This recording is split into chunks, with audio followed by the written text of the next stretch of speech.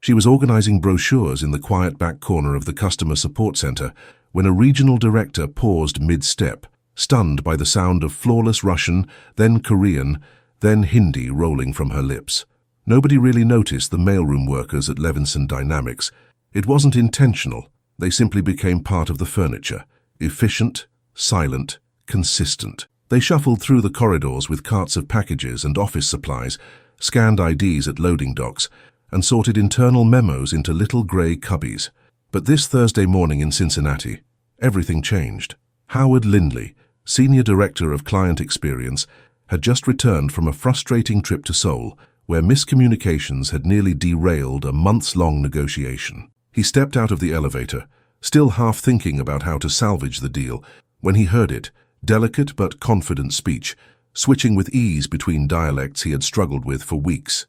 He turned his head, scanning the room, expecting perhaps a translator or visiting executive, but the voice came from a petite woman in a grey shirt and utility belt, kneeling beside a box of miswrote documents near the hallway printer.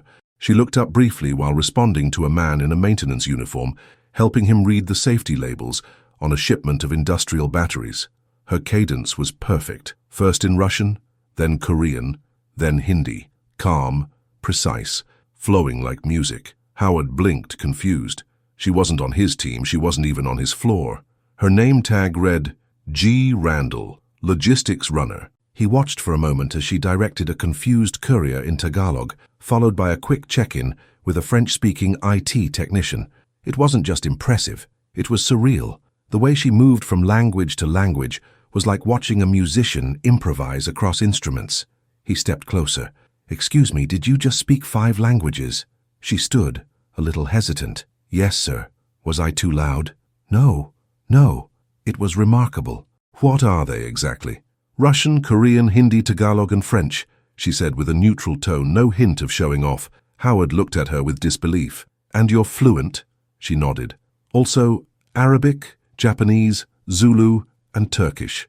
"I read Greek, but not conversationally." It took him a second to gather himself. You speak 10 languages?" She didn't smile. She didn't apologize. "Yes, sir." The moment hung between them, heavy and awkward. A logistics runner, someone tasked with delivering internal mail and restocking breakroom supplies, had just casually revealed herself as the most linguistically talented person Howard had ever met. "What's your name?" he asked. "Geneva Randall." "Well, Geneva, I think we should talk. Would you have a moment to come with me?" She paused, glancing toward the stack of files she hadn't yet delivered, then nodded. "Sure."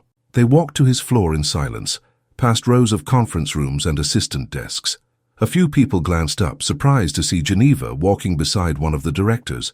She kept her eyes down. Inside Howard's glass-walled office, he gestured toward a chair. "Please, sit." She lowered herself slowly like the chair might judge her, her hands folded neatly in her lap. Her eyes flicked once to the modern bookshelf behind him, filled with negotiation guides, foreign policy books, and a signed soccer jersey from a French client. "So," Howard began, "I'm curious. How does someone with your skill set end up delivering coffee filters and toner cartridges?" She met his eyes evenly. "Do you want the short version or the real one?" He leaned forward. "Always the real one." She exhaled through her nose and began, "I was born in Camden, New Jersey. Grew up in a 2-bedroom apartment with 5 people. My dad was a machinist, my mom a school bus monitor. We didn't have vacations, but we had books. My grandfather taught me Russian when I was 7.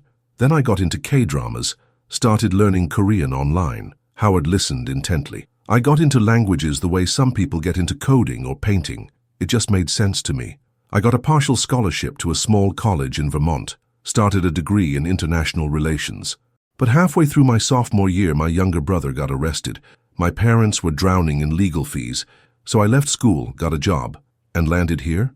Eventually, I bounced around temp gigs for a while. This one had health insurance, and it let me pick up evening shifts at a crisis hotline where I do volunteer interpreting."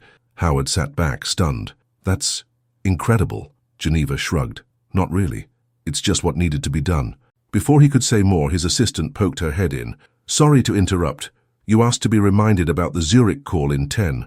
He nodded. "Thanks." The assistant glanced at Geneva, confused but said nothing. Howard turned back to Geneva. "I need to ask you something else.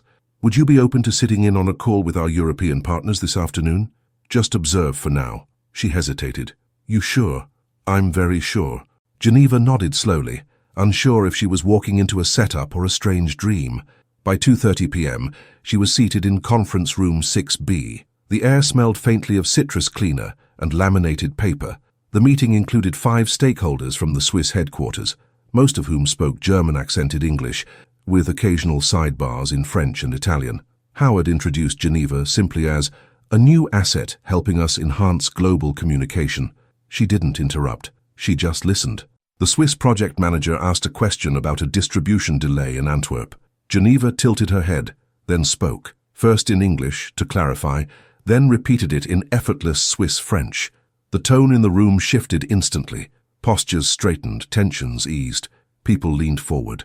Then came the moment that changed everything. One executive muttered something in fast German about an overlooked clause in the Antwerp contract. Geneva, still seated calmly, replied in fluent Hochdeutsch, politely correcting his interpretation. A second later, the room went silent. Not awkward, just stunned. The same executive gave a slight nod. That is, correct. Howard watched in amazement. Geneva hadn't just translated. She'd bridged, with grace, precision, and the kind of quiet command that no MBA could teach. After the call, Geneva helped gather notes, double-checked the calendar for a follow-up, and was halfway out the door when Howard stopped her. Have you ever done anything like this before?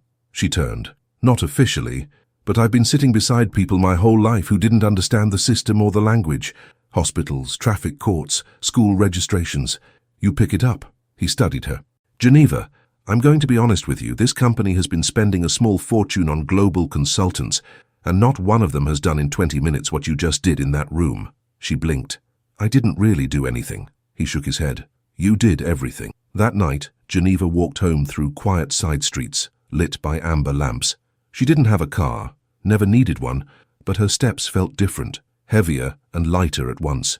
When she entered her apartment, her roommate Sasha looked up from the couch. You okay? Geneva nodded, then finally smiled.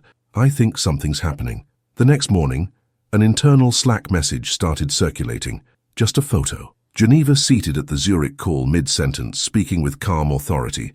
No caption, no context, just intrigue. By noon, 3 different managers had reached out to Howard. Who is she? Where did she come from? Is this a one-time thing or something else? And that was when Howard made the call, literally and figuratively. He asked HR to pull Geneva's file and schedule a private follow-up with the executive team. Not for discipline, for recognition, but Geneva didn't know any of that yet.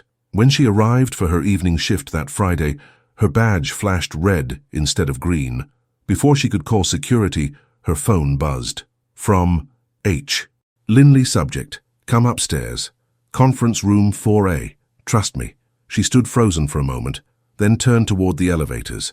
She didn't know what waited for her on the top floor. A reprimand? A request? A risk? What she didn't expect was applause. As the elevator doors opened, Geneva stepped into a room where 10 executives were standing. Not clapping wildly, not over the top, just a few sincere hands coming together to say, "We see you." Howard stepped forward. Geneva, I hope you'll forgive the surprise, but we'd like to make something official. As of Monday, we're offering you a full-time position, Director of Cross-Cultural Relations. She blinked hard. That's not a real job title. He grinned. It is now. Geneva stared at him, unsure whether to cry, laugh, or run. But I didn't finish college. And you still speak 10 languages and rescued a deal we almost lost. We don't care about paperwork. We care about people who move things forward. The others nodded. Geneva looked down at her mailroom badge. It suddenly felt like a relic from another life. Monday came like a wave, fast, loud, and full of eyes. Geneva arrived at her new office just after 8 a.m. It was modest but bright, with a small window that overlooked the river bend, a laptop, a plant, and a nameplate on the door. Geneva Randall, Director, Cross-Cultural Relations. The plaque was simple, clean, and a bit surreal. But before she could take a breath, the energy around her shifted. People passed her door more slowly than usual. Some peeked in under the guise of grabbing coffee. Others avoided eye contact entirely. A few whispered. She could feel it. The curiosity, the tension, the disbelief. It wasn't all malice, but it was discomfort. Geneva wasn't part of the usual corporate mold. She hadn't climbed step by step up some polished ladder. She'd been catapulted, one day delivering toner, the next handling diplomatic-level conversations. She booted up her computer, logged into the system for the first time, not as a guest or temp, but as a department head. Her inbox was flooded, some welcome emails, a few meeting invites, and one subject line that made her stop. Urgent, Tokyo vendor documents, for Geneva. She opened it. It was forwarded by Victor Stone, the director of global procurement. She had met him briefly once in passing, a handshake and a nod.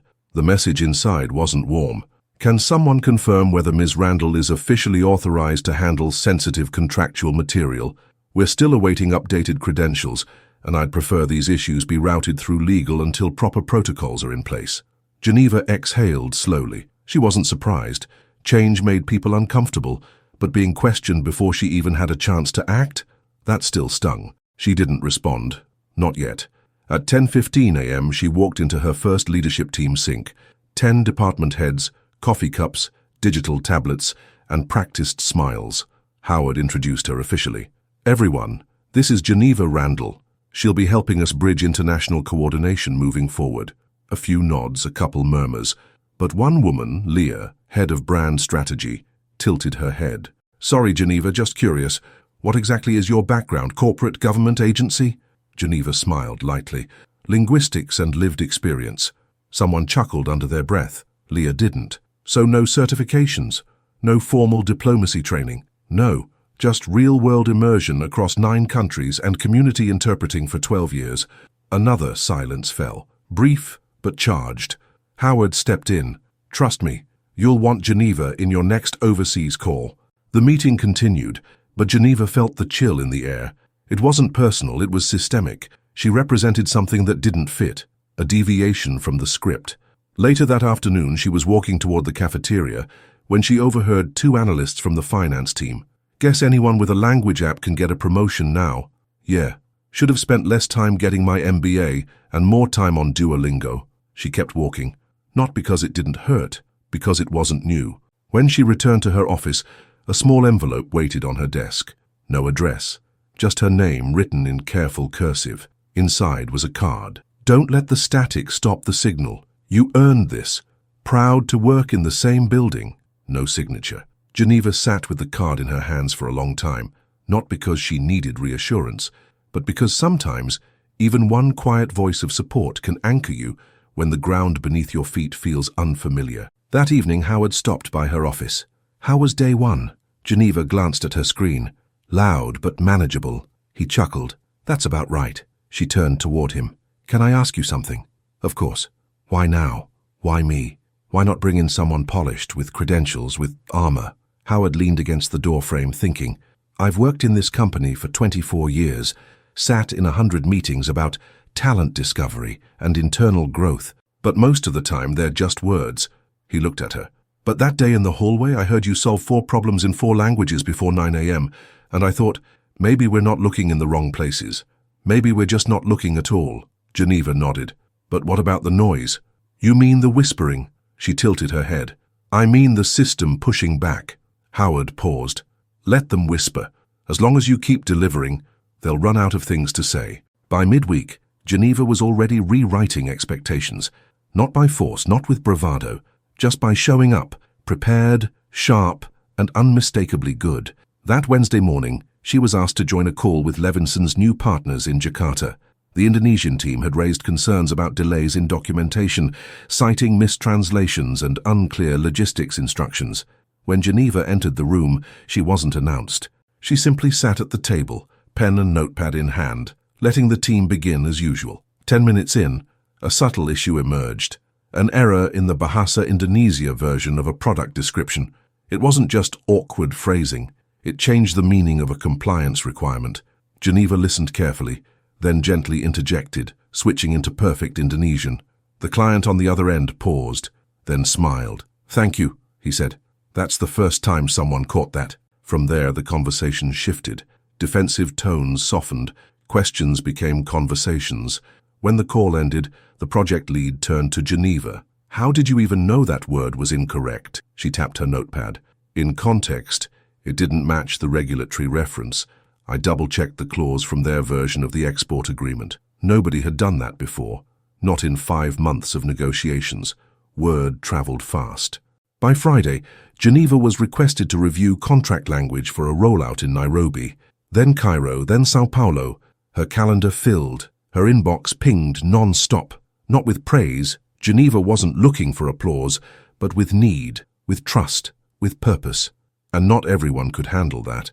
In the break room, 2 mid-level managers from the legal team sipped coffee and spoke low. She's making us look like we've been asleep. She's not even certified. If this backfires... But it wasn't backfiring.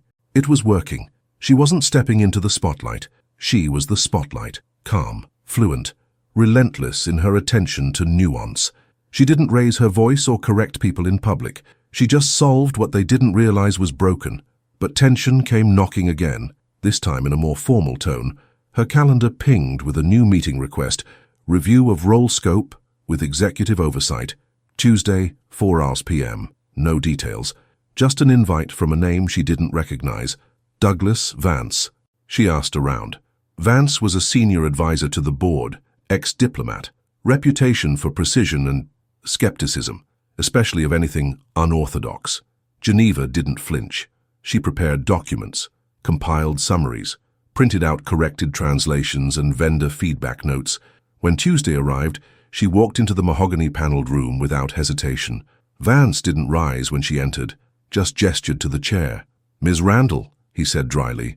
"Mr. Vance." He tapped a folder. "You've made an impression." She waited. Some are impressed, others concerned. Rapid elevation, unverified qualifications, no formal training, no corporate experience. She nodded. "That's all accurate." He raised an eyebrow. "You're not defensive. No reason to be. I don't claim credentials I don't have. Yet you've handled contract reviews, vendor relations, and multilingual negotiations across 4 continents in 2 weeks. She tilted her head. "Yes, sir." "How?" "Because I've lived it. I've studied it. And I care." He sat back. "And you expect this to last?" Geneva looked him in the eye. "No one's job lasts forever. But while I'm in this seat, I intend to prove I earned it." There was a pause. Then Vance, surprisingly, nodded. Not approval, but recognition. "You're bold," he said. "That's rare." "I'm prepared," she replied. "That's earned." As Geneva left the room, she didn't know what he'd say to the board, but she knew she hadn't blinked. She hadn't backed down, and that mattered.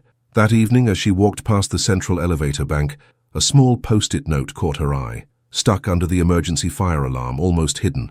It read, "You're showing us what's possible." No name, no flourish, just truth on a square of yellow paper. By the 3rd week, Geneva's presence no longer drew stares. It drew questions, honest ones, curious ones. People who once whispered now knocked on her office door, not for gossip, but for guidance. One of them was Amir, a junior marketing associate from a Palestinian-American family. He stopped by mid-morning, looking slightly nervous, holding a stack of campaign briefs. "Hey, Geneva, do you have a sec?" She looked up from her screen. "Sure." He stepped in. "I was told to prep some translations for the Dubai launch, but I'm not sure the phrasing we're using really lands. I mean, I speak Arabic at home, but it's not formal, not corporate." Geneva gave a small smile. "Let's take a look." They sat side by side. She read silently, then pointed at a line. "This reads more like a greeting between cousins than a brand introduction. Let's shift the tone to something more polished, still warm, but clear." She explained why certain words carried different weight in business Arabic, how phrasing signaled class, region, and tone. Amir nodded slowly. "No one's ever taught me that before." She looked at him. "That's because most people think bilingual means ready. But there's a whole world between fluency and finesse."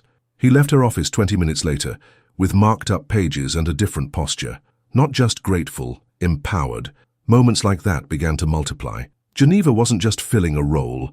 She was building a bridge between departments, between cultures, between overlooked experience and institutional power. And the leadership noticed. Howard scheduled a company-wide training titled Global Fluency, a New Standard. Geneva would be the keynote. She hesitated. Public speaking wasn't her comfort zone, but she said yes. On the day of the session, over 100 employees, on-site and remote, logged in. The training room was full. At the front, beneath a simple white projection screen, stood Geneva, wearing a soft navy blouse, hair neatly braided, nerves hidden beneath posture.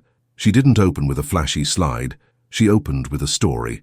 "When I was 14, she said, I helped my neighbor, Mrs. Reyes, translate her eviction notice. She thought it was a utility bill. I remember sitting at her kitchen table trying to find the Spanish word for compliance violation while she cried into her coffee. That day, I realized translation isn't just about language, it's about access, dignity, understanding." The room went still. She spoke for 27 minutes. No cue cards, no notes. Just experience turned into insight. She showed how subtle phrasing impacts negotiation tone, how cultural literacy improves trust, how silence in one culture might mean hesitation, and in another, respect. When she finished, no one clapped right away. Then someone stood up. Then another. The applause grew, not theatrical, but sincere. People weren't cheering for a performer. They were responding to a shift. That afternoon, something quietly changed. The company's internal hub homepage, normally filled with charts and policy updates, featured a new quote at the top, under the company logo. "Translation isn't about words. It's about understanding." G. Randall Geneva stared at it for a long time. Later that week, an unexpected email arrived from facilities. The largest multi-purpose room on the second floor, used for onboarding, quarterly reviews, and client showcases, had just been renamed the Randall Room. There was no ceremony, no ribbon, just a quiet message from HR. "We thought it was time our spaces reflected our values." Geneva didn't know whether to cry or laugh. She did neither. Instead, she walked down to the room and opened the door. The space smelled like fresh carpet and recycled air. The sign on the wall was simple: Randall Room, dedicated to clarity, courage, and connection. As she stood there, a new intern passed by, then paused. "Excuse me, are you her?" Geneva raised an eyebrow. "Depends. Who's her?" "The one they named this after." She nodded. The intern smiled. "Just wanted to say thanks. It means something to see that." Geneva nodded back. "It means something to be seen." Geneva didn't crave attention, but she was getting it, both the kind that fuels progress and the kind that tests it. By the following Monday, she noticed a shift in tone at leadership meetings. People smiled more, but asked more pointed questions. Not about her skills, but about her authority. At a strategy session on international vendor relations, she presented a revised communication plan based on cultural alignment instead of default workflows.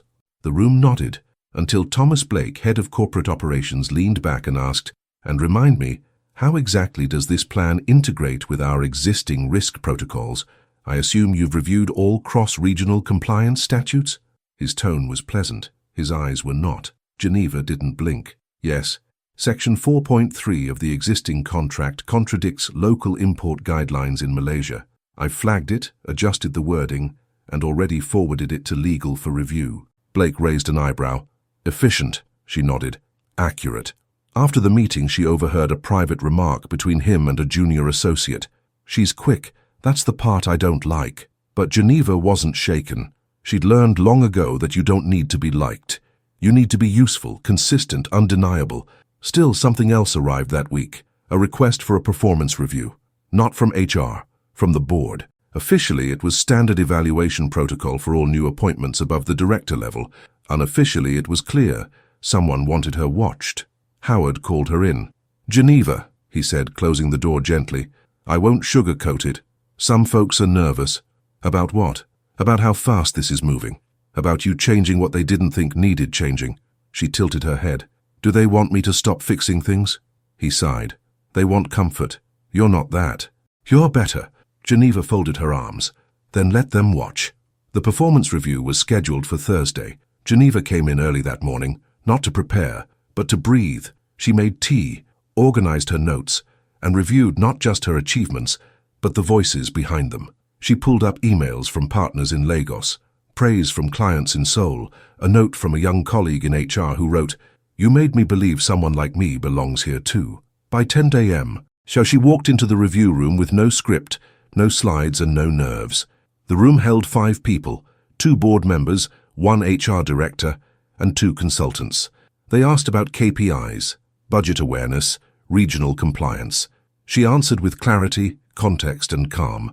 Then one of the consultants asked, "And what would you say is your biggest weakness?" Geneva paused for the first time. My biggest weakness, she said slowly, is assuming I need to prove myself twice as hard to be heard half as much. It's exhausting, but it's shaped me, and it's also why I'm standing here. Silence. Then one of the board members closed their notebook and said, "Thank you." Geneva nodded. "You're welcome." That afternoon, an email came in. Subject, Review Outcome. Approved with commendation. She didn't celebrate. She just kept working. But others did notice. On Friday morning, someone had placed a note just outside her door, pinned under a magnet shaped like the earth. It read, "You don't just translate languages, you translate possibility." And slowly, the mood began to change. People stopped asking, "How did she get here?" and started asking, "What can I learn from her?" It wasn't a revolution, it was a quiet recalibration. And Geneva, she never raised her voice, never demanded a platform. She just kept showing up and speaking the world into understanding. The Monday after her evaluation, Geneva arrived at the office to find a line of sticky notes on her door, each one written in a different language. Some said thank you, others said we see you. A few just had hearts or names. None were signed, but all were felt. One note in Swahili read, "You speak for those who didn't get a chance." She took a photo of them, not for pride, but for proof that something was shifting. Not just in how people saw her, but in how they saw what was possible. That afternoon, she was invited to observe a quarterly strategy meeting with external stakeholders. She expected to sit in the back. But when she walked in, the VP of Global Outreach gestured to the front row. "Here," he said, "we may need your insight." Geneva sat quietly as the meeting began. 10 minutes in, a miscommunication about distribution timelines nearly spiraled into conflict with a German partner. Voices tensed, eyes darted. Legal documents were cited, but misunderstood. Then, without raising her voice, Geneva spoke. "In the original German contract," she said, "the phrasing uses Lieferdatum, which refers to shipping date, not delivery date. The confusion is understandable." The room paused. The German client's face softened. "Ah, yes, that is correct. I was unclear." The entire tone of the room shifted. Geneva didn't gloat. She didn't even lean back. She just continued, "I can provide an updated glossary of key terms across regions if that would help." It did help, tremendously. After the meeting, the VP pulled her aside. "Do you realize what you just did?" She looked at him. "Translate it." He shook his head. "No, you de-escalate it in 3 seconds. That's a skill I've only seen in diplomats." Geneva simply replied, "Words are power when they're precise." That evening, back in her office, she received a message on the company's internal chat platform. It was from Leah, the same department head who once questioned her credentials. The message read, "Would you be open to collaborating on a cross-cultural training for our brand team? I think I've been thinking too, narrowly. You've opened my eyes a bit. Thank you." Geneva stared at the message. She thought of all the moments people had made her feel small. Then she thought of this one, quiet, respectful, and real. She typed only one word in reply, "Yes." In the following weeks, Geneva wasn't just involved, she was in demand. She helped legal avoid a clause conflict in a Turkish contract. She worked with IT to standardize multilingual support tickets. She translated a vendor complaint that uncovered a supply chain issue no one had seen coming. But most importantly, she listened. She didn't pretend to know everything. She just asked better questions. And that created something even rarer than approval, trust. Late one night, while reviewing a client file, she received another knock. It was Amir again, the young marketing associate from weeks earlier. He looked sheepish. "Hey, I don't want to bother you. I know it's late." Geneva smiled. "You're not bothering me." He stepped in, holding a folded paper. "My cousin's trying to apply for a job overseas. She speaks English okay, but not great. She got rejected twice, and they said it was because her application didn't match cultural standards. I don't even know what that means. Can I show you her letter?" Geneva took the paper, read it carefully, then nodded. "I can help." They sat for an hour, rewriting, reshaping, not just the grammar, but the tone, the confidence, the clarity. Before he left, Amir turned to her. "You don't have to do this." She looked at him. "Neither did anyone when I needed help. But someone should have." He nodded. "You're kind of becoming that person here, you know." Geneva said nothing, but the truth of it settled in her chest like light. That night, as she packed up her things, she opened her drawer and pulled out her old logistics badge, still clipped to the same lanyard she wore for 2 years. She placed it in a small glass box beside her nameplate from the Randall room. Not to forget, to remember. By the start of her second month in the new role, Geneva's name was no longer a topic of curiosity. It was a reference. Her insights appeared in internal reports. Her notes were used in onboarding. She became the invisible thread connecting scattered parts of a global company. But impact always draws attention, wanted and unwanted. On a cloudy Thursday afternoon, Geneva was called into a high-level roundtable about international expansion in West Africa. She was ready, prepped, and alert. But the tone of the meeting was strange from the start. Too formal, too stiff. At the head of the table sat Caroline Miles, an external advisor brought in by the board. Known for her no-nonsense attitude and sharp eyes, Caroline rarely spoke, unless it was to cut through the noise. She looked at Geneva and asked, "You're the director who used to work in logistics, correct?" Geneva answered calmly, "Yes, I managed supply routes and internal communications for 2 years. And you now lead cultural strategy?" "I guide it, yes." Caroline leaned forward. "Forgive me, but many of us are wondering how much of this is substance and how much is just story." The question landed like a slap disguised as a handshake. Geneva didn't flinch. She opened a folder in front of her. "These are transcripts of 3 client calls from Lagos, Dubai, and Osaka, each highlighting how poor translation almost fractured multi-million-dollar contracts. These are my notes, corrections, and outcomes, each resolved in under 48 hours. She placed them in front of Caroline. "This," Geneva said, voice steady, "is substance." For a long second, the room stayed still. Then Caroline leaned back, picked up the documents, and began to read. By the end of the meeting, nothing more needed to be said. The following morning, a message went out from the CEO's office. Subject: Strategic Talent Initiative content. As we expand globally, we must also expand who we see as leaders. Geneva Randall has reminded us what overlooked excellence looks like. Let us build systems that don't require people to outperform twice, just to be seen once. The email went viral, internally, not because it was bold, but because it was overdue. That same day, Geneva received a sealed envelope on her desk. No name, no logo, just her name, handwritten in small, steady print. Inside was a note. "I used to hide who I was, where I came from, what I sounded like, but now I speak up, in meetings, in ideas, in my voice, because you reminded me that language is not a wall, it's a bridge. Thank you." There was no signature. She read the note 3 times. That afternoon, Geneva stood by the large window outside the Randall room and looked down at the lobby below. She could see the delivery staff, the new temps, the people in uniforms most employees never noticed. And she whispered to herself, "Don't let them disappear again." 3 weeks later, Geneva proposed a new internal program, Voice and Vision, an initiative to train, mentor, and identify multilingual talent already inside the company. Not new hires, not consultants, just the people already there, hidden in plain sight. The board approved it unanimously. The first class had 8 employees, a data entry clerk from the Philippines, a cafeteria manager from Algeria, a night shift IT tech from Mumbai, and 5 others who never thought their languages or their stories had a place in the executive world.